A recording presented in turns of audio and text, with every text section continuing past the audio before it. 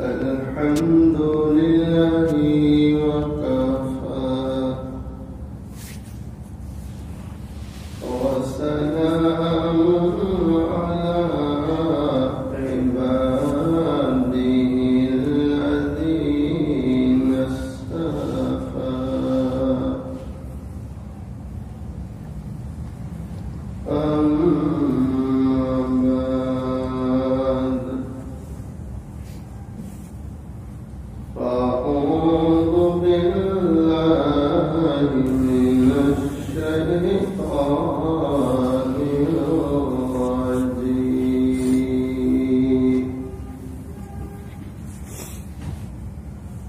بسم الله الرحمن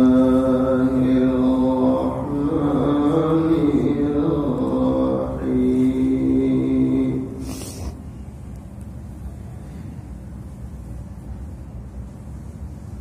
لقد كان لكم في رسول الله أسوة حسنة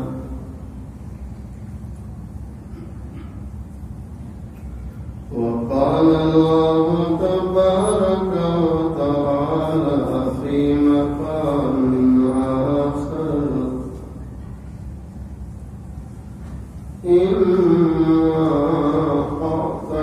أعطيناك الكوثر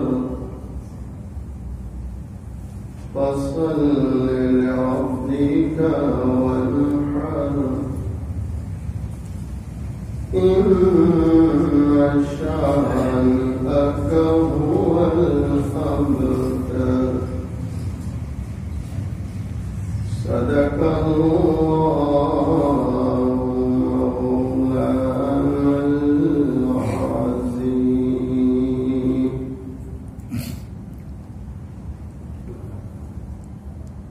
کہ محمد سے وفا تو نے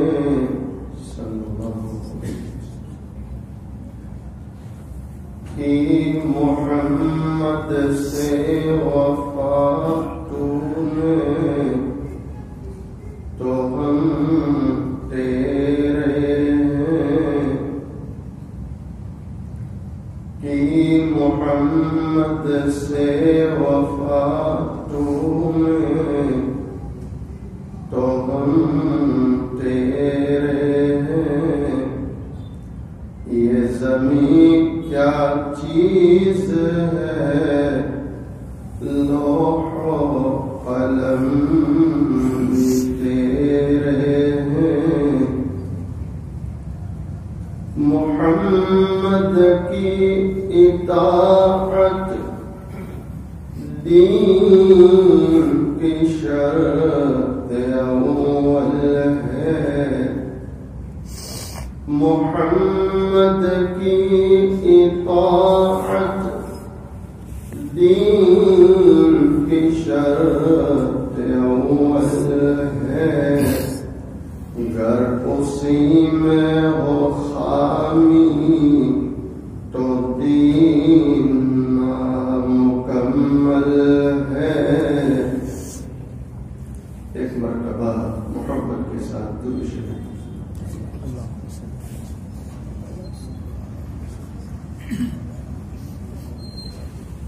قابل صدر احترام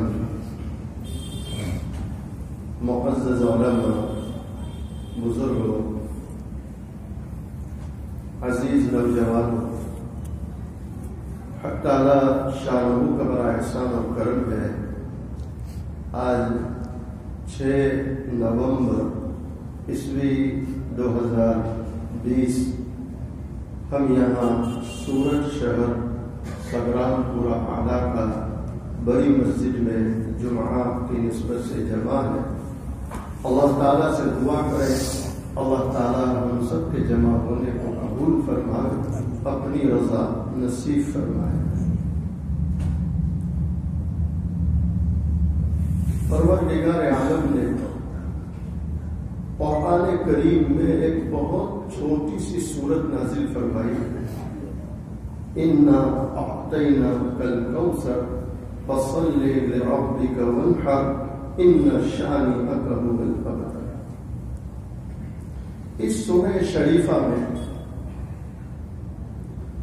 اللہ نے اپنے پیارے نبی حضور پاک صلی اللہ علیہ وسلم کو جو نعمتیں عطا کی ہیں اور آپ کو جو بلندیاں عطا کی ہے، ایک طرف اس کا تذکرہ ہے تو دوسری طرف قیامت تک آنے والے لوگوں میں جو بھی آپ علیہ السلام سے عداوت کی وجہ سے یا اسلام سے دشمناوت کی وجہ سے کبھی حضور پاک صلی اللہ علیہ وسلم کی شان میں کوئی بے ادبی یا گستاخی کا جملہ استعمال کرتا ہے، تو ایسے لوگوں کو بھی اللہ نے جو ہے اس سورہ شریفہ میں لیا اور اللہ نے ان کو بھی جو ہے انجام بیان کیا کہ میرے محبوب کے تعلق سے جو غلط بات کرتے ہیں ان کا انجام کیا ہو۔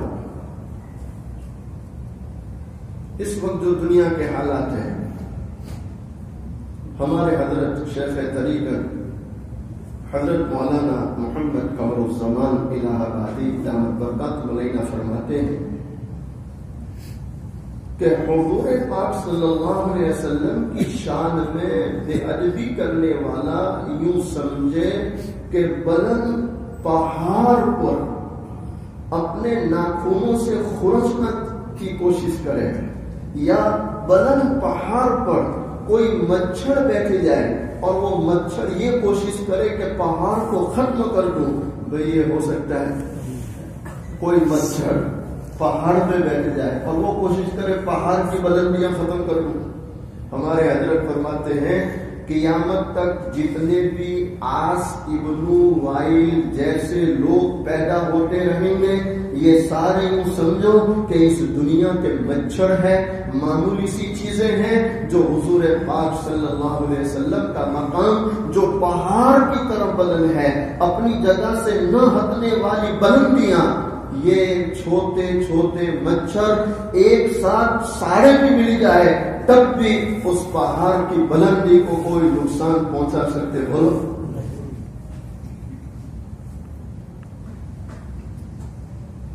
رب العالمین نے اپنے محبوب کو جو انعامات دیے، اچھا اس کی وجہ بھی یہ ہوئی کہ مکے میں ایک دشمن اسلام آس ابن وائل،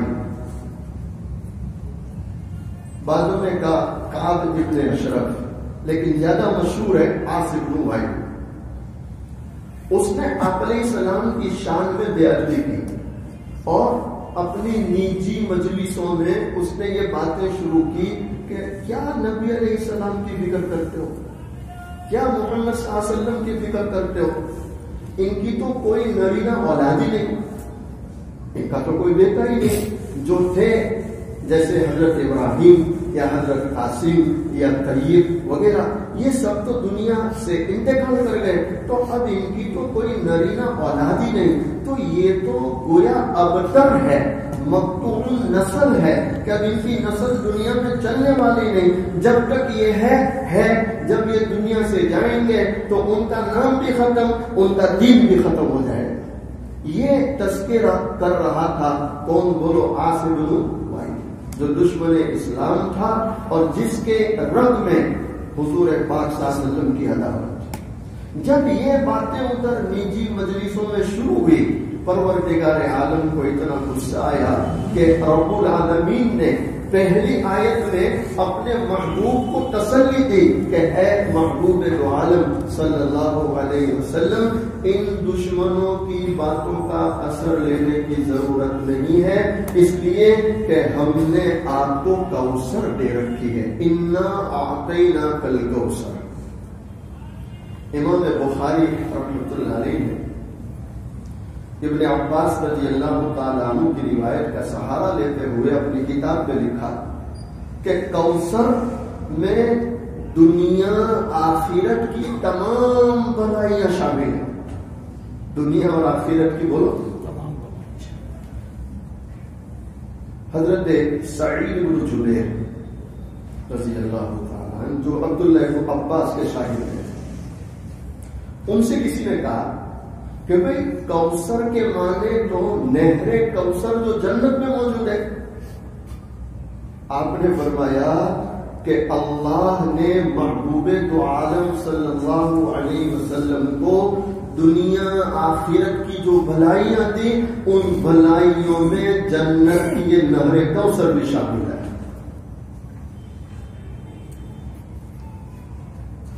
اللہ نے پہلی آیت میں آپ علیہ السلام کو تسلی دی کہ آپ ان کی برائیوں کا ذرہ برابر اثر نہ لیں، اس لیے کہ جو ہم نے آپ کو دیا وہ کسی کو دیا بولو آپ سے پہلے بھی کسی کو نہیں ملا اور آپ کے بعد بھی یہ کسی کو ملنے والا نہیں جو ہم نے آپ کو دے رکھا ہے. آپ کو دے رکھا ہے. پروردگار عالم قرآن کریم میں فرماتے اِنَّا أَعْطَيْنَاكَ الْكَوْثَرَ. پروردگار عالم فرماتے اے محبوب تو عالم صلی اللہ علیہ وسلم ہم نے آپ کو کوثر دے رکھی ہے. علماء لکھتے ہیں ایک نہر کوثر ہے اور ایک حوض کوثر ہے. ایک نہر کوثر ہے اور دوسری حوض کوثر. نہر کوثر یہ جنت میں اور حوض کوثر میدان محشر میں سجائی جائے گی. کہاں سجائی جائے گی؟ نہر کوثر جنت میں اور حوض کوثر میدان محشر میں سجائی جائے گی. دونوں جہاں کے سردار صحابہ بیان کرتے آپ علیہ السلام ہمارے درمیان بیٹھے ہوئے ہیں، اچانک غنودگی سی طاری ہوئی، ایسا لگا جیسے آپ کی آنکھ لگ گئی مجلس میں. تھوڑی دیر بعد اللہ کے نبی علیہ السلام تبسم فرماتے ہیں، اپنی آنکھ کھولتے ہیں. کہو سبحان اللہ. یہ وہ پیارا نبی ہے جس کے تبسم فرمانے پر پوری دنیا میں روشنی پھیل جایا کرتی. آپ تبسم فرماتے. جب صحابہ نے پوچھا یا رسول اللہ صلی اللہ علیہ وسلم تبسم فرمانے کی کیا وجہ؟ ہم تو سوچ رہے تھے آپ سو رہے ہیں، آپ نے اچانک تبسم فرمایا. آپ نے فرمایا ابھی ابھی جبرائیل میرے پاس آئے، یعنی جس وقت غنود کی طاری ہوئی اس وقت ابھی ابھی جبرائیل میرے پاس آئے اور جبرائیل آ کر یہ سورت تلاوت کرنے لگے اِنَّا أَعْطَيْنَاكَ الْكَوْثَرَ. اور جبرائیل نے آ کر مجھے بتلایا کہ اے اللہ کے نبی علیہ السلام آپ کو اللہ نے کوثر دے رکھی ہے. میں نے جبرائیل سے پوچھا کوثر کیا چیز ہے؟ اور علماء لکھتے صحابہ نے حضور پاک صلی اللہ علیہ وسلم سے پوچھا کہ اے اللہ کے نبی علیہ السلام کوثر کیا چیز ہے؟ آپ علیہ السلام فرماتے میدان محشر میں حوض سجائی جائے گی جو حوض کوثر ہے. جنت میں اللہ نے نہر کوثر بنائی ہے، اس نہر کوثر کا پانی حوض کوثر میں گرے گا، وہ حوض کوثر بھر جائے گی. اس حوض کوثر کا پانی دودھ سے زیادہ سفید اور کانچ سے زیادہ صاف اور شہد سے زیادہ میٹھا. اور علماء لکھتے ہیں تو سمجھانے کے لیے ہے، ورنہ اس کا ذائقہ دنیا میں کوئی سمجھ ہی نہیں سکتا. آپ علیہ السلام فرماتے اس حوض کوثر کے آس پاس اللہ نے بے شمار برتن رکھے ہیں پانی پینے کے لیے. کعدد نجوم السماء، جیسے آسمان کے ستارے کوئی گن نہیں سکتا. اللہ نے اس حوض کے ارد گرد ایک اتنے برتن رکھے کوئی گننا چاہے گن نہیں سکتا. میری امت کل قیامت والے دن اس حوض پر آئے گی. آپ فرماتے ہیں میں خود اپنی امت کو اپنے ہاتھوں اس حوض کوثر کا پانی پلاؤں گا. صلی اللہ علیہ وسلم. اللہ ہم سب کو نصیب فرمائے.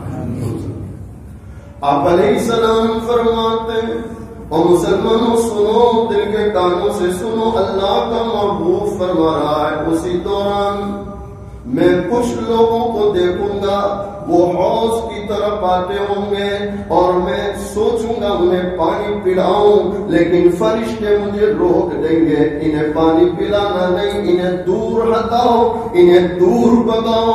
جب میں پوچھوں گا اے فرشتوں کیا وجہ ہے، فرشتے اس وقت عرض کریں گے اے اللہ کے نبی علیہ السلام آپ کو پتہ نہیں ہے آپ کے دنیا سے پردہ فرمانے کے بعد انہوں نے دین میں بہت سی نئی چیزیں داخل کر دی جو حقیقت میں دین نہیں، حقیقت میں شریعت نہیں، لیکن وہ اسی کو دین سمجھ کر کرتے تھے. اللہ ہماری پوری امت کی حفاظت کرے بدعات سے اور گمراہی کی باتوں سے جو دین نہیں ہے، شریعت نہیں ہے. آپ علیہ السلام فرماتے ہیں کہ میں تو چاہوں گا پانی پلاؤں لیکن فرشتے روک دیں گے، نہ انہیں پانی پلانے کی ضرورت نہیں ہے. میں یہ عرض کر رہا تھا حوض کوثر آپ علیہ السلام کا مقام اتنا بلند ہے کہ اللہ نے آپ کو حوض کوثر بھی عطا کی، نہر کوثر بھی عطا کی اور دنیا آخرت کی تمام بھلائیاں عطا کر دی. اور کیوں نہ عطا کرتا؟ اللہ اکبر. ایک سفر میں حضرت کے ساتھ تھا، ایسے میں ادھر بیٹھا ہوا تھا. حضرت نے دوران بیان ایک شعر پڑھی، وہ شعر پہلے سے ہو. ایک اللہ والا شاعر آپ علیہ السلام کی ثنا کر رہا، آپ کی تعریف کر رہا. محمد بشر لیکن لیس کالبشر. عربی کا شاعر ہے اور وہ عربی میں حضور پاک صلی اللہ علیہ وسلم کی تعریف کر رہا. محمد بشر لیکن لیس کالبشر یاقوت حجر لیکن لیس کالحجر. شاعر کہہ رہا ہے کہ یاقوت یہ بھی ایک قیمتی پتھر ہے، ہیرا ہے، لیکن یاقوت اتنا قیمتی ہے کہ وہ عام پتھروں کی طرح نہیں ہے. ایک پتھر ہماری مسجد میں لگ گیا اور ایک پتھر باہر سڑک پہ لگا ہے. سڑک پر کوئی تھوکے منع نہیں کرے گا، یہاں کوئی ذرا بھی ہڈی کرے بھائی غصے ہو جائیں گے نہیں ہو جائیں گے. تو پتھر میں فرق ہے. یاقوت سب سے قیمتی پتھر ہے، ایسے انسان میں فرق ہے، بشر میں فرق ہے. میرا نبی بے شک بشر ہے لیکن بشروں میں سب سے اعلیٰ مقام پر ہے. کہاں ہے بولو؟ سب سے اعلیٰ کہ آپ کے مقام تک کوئی جا سکتا. ہمارے حضرت فرماتے ہیں ایک اللہ والے بیان فرما رہے تھے، یہ شعر پڑھے محمد بشر لیکن لیس کالبشر یاقوت حجر لیکن لیس کالحجر. اور بس شروع کیا، سب کو دیکھ رہے ہیں، آگے کچھ بول ہی نہیں رہے. لوگ حیران ہیں حضرت کو کیا ہو گیا. تھوڑی دیر ہو گئی، لوگوں نے کہا حضرت کیا بات ہے؟ کہا میں نے جیسے یہ شعر پڑھی آسمان سے میرے رب نے مجھے الہام فرمایا. کس نے الہام فرمایا؟ آسمان سے میرے اللہ نے مجھے الہام فرمایا اور مجھے یوں فرمایا کہ میرے بندے تو نے میرے محبوب حضور پاک صلی اللہ علیہ وسلم کی اتنی پیاری تعریف کی ہے کہ یہ ثنا اور تعریف ہمیں اتنی پسند آئی کہ ہم نے آپ کی مغفرت کر دی ہے. اور سنو، تنہا آپ کی نہیں، جتنے لوگ سن رہے ہیں ہم نے سب کی مغفرت کر دی ہے، سب کی مغفرت. ایک اور بات کروں، جب معراج کا سفر ہوا، ایک مقام ایسا آیا کہ جبرائیل رکے ہیں. کون رکے بولو؟ فرشتوں کا سردار ہے، فرشتوں کا سردار ہے، وہ رکا. آپ علیہ السلام نے فرمایا جبرائیل کیا بات ہے؟ ام ہانی کے مکان سے ساتھ میں چلے، اب تو آپ کی خاص ضرورت ہے. آپ رک گئے تو کیا کہہ رہے ہیں؟ ایک قدم آگے بڑھاؤں تو میرے سارے پر جل جائیں گے، اب میں آگے نہیں بڑھ سکتا. اب کا سفر آپ کو آگے کرنا.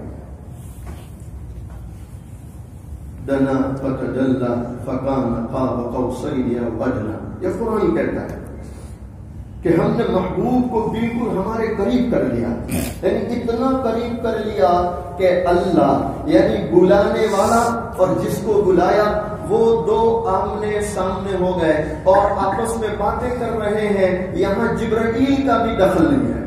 کس کا دخل نہیں ہے؟ وہ جبرائیل. علماء لکھتے ہیں اتنا لمبا سفر کہ ایک مقام پہ جبرائیل رک گئے. اب آپ علیہ السلام فرماتے ہیں اس کے بعد میں تو اوپر چلتا گیا، میں جنت میں گیا، جہنم میں گیا، عرش تک پہنچا، اللہ کے بالکل قریب گیا، اللہ سے بات چیت کی، اور اس کے بعد پھر میں زمین پر واپس آیا. اور جب میں ام ہانی کے مکان پہ پہنچا تو کیا دیکھ رہا ہوں کہ میں جس بستر پہ آرام کر رہا تھا وہ آرام والا بستر ابھی حرارت دے رہا ہے، اس میں گرمی موجود ہے. اور میں جو وضو بنا کر گیا تھا وہ پانی ابھی زمین پہ بہ رہا ہے. اور میں جو کنڈی کھول کے گیا تھا وہ کنڈی ابھی ہل رہی ہے.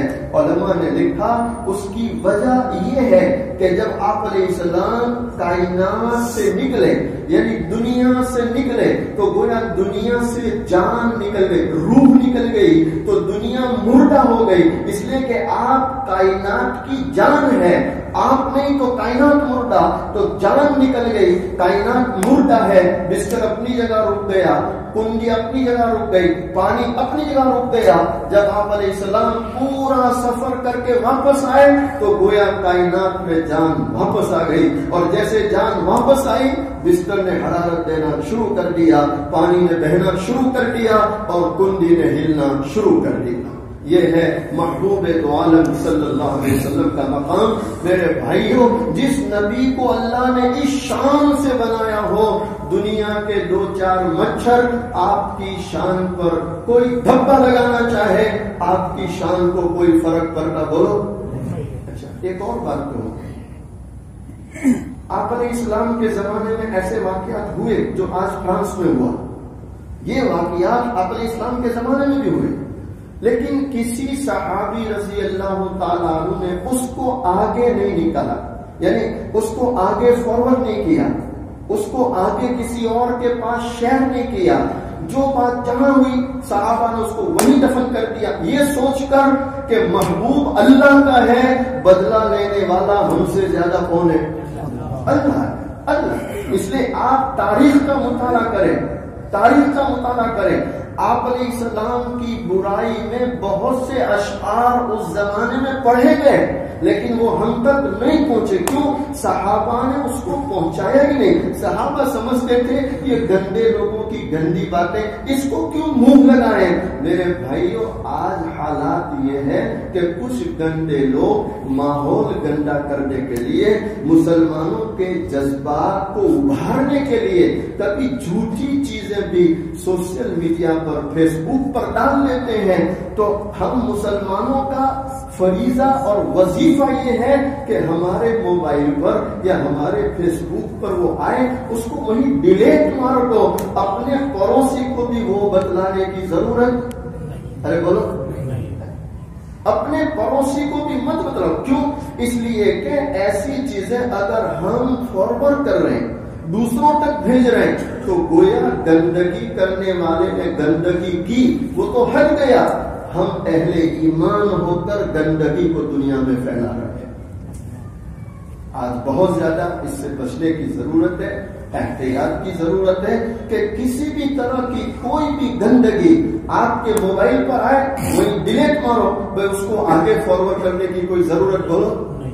اور اس بات کا یقین کرو کہ جس محبوب دو عالم صلی اللہ علیہ وسلم کی شان میں ادنا بے ادبی اللہ کو برداشت نہیں. کس کو برداشت نہیں؟ جب اللہ خود انتقام لینے والا ہے تو ہمیں کوئی انتقامی شکل اختیار کرنے کی ضرورت. ہم تو کیا کریں گے بولو؟ دعا.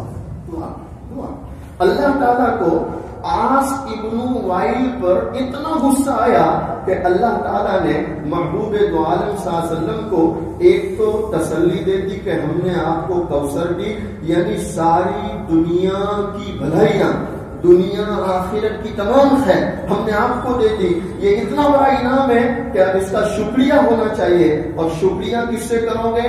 فَصَلِّ لِرَبِّكَ وَانْحَرْ. اپنے رب کے لیے نماز پڑھو اور قربانی کرو. یہ شکر ہے. اپنے رب کے لیے کیا کرو بولو؟ نماز پڑھو اور قربانی. اللہ ہمیں بھی نمازوں کا اہتمام کرنے کی توفیق عطا فرمائے. جہاں نمازوں کا اہتمام کرنا ہے، نمازوں کے آگے پیچھے جو سنن ہے، نمازوں کے آگے پیچھے جو سنن ہے، میں بہت دکھ سے کہتا ہوں جمعہ میں پوری مسجد بھری ہوتی ہے لیکن امام صاحب سلام پھیرتے نہیں کہ مسجد ساری خالی ہو جاتی. بھئی یہ غلط طریقہ ہے کہ نہیں؟ جب ہمیں حضور سے محبت ہے اور ہم محبت کا دعویٰ کرتے ہیں تو حضور پاک صلی اللہ علیہ وسلم کی سنتوں پر عمل ہونا چاہیے نہیں ہونا چاہیے؟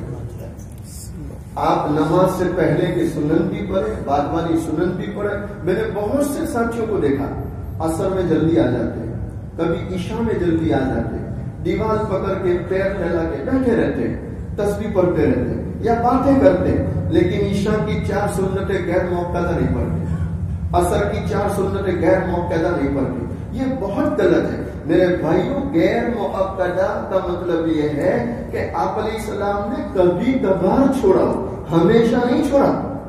کبھی کبھار مجبوراً یا وقت نہیں تھا اور چھوڑ دیا. ہم لوگ وقت بھی ہوتا ہے چھوڑ دیتے ہیں اور کوئی کہے تو کہتے ہیں یہ آتو چھے تو غیر موقع چھے એટલે એમ કે માપ છે تو پڑھیں گے انشاءاللہ. غیر موقعہ کا بھی اہتمام کریں. اللہ نے اپنے محبوب کو شکریہ کے لیے نماز اور دوسری چیز قربانی. اور پھر تیسری آیت میں اللہ انتقام لے رہا ہے.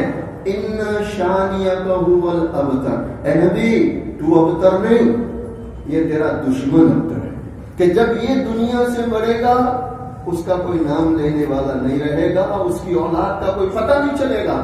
اور میرے محبوب کو اللہ نے جو اولاد دی، نسبی سلسلہ بھی فاطمہ سے چلا جو قیامت تک چلے گا.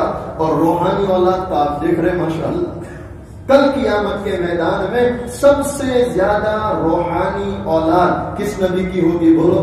حضور پاک صلی اللہ علیہ وسلم کی. اللہ تعالیٰ مجھے آپ کو ان کہی سنی باتوں پر عمل کی توفیق عطا فرمائے.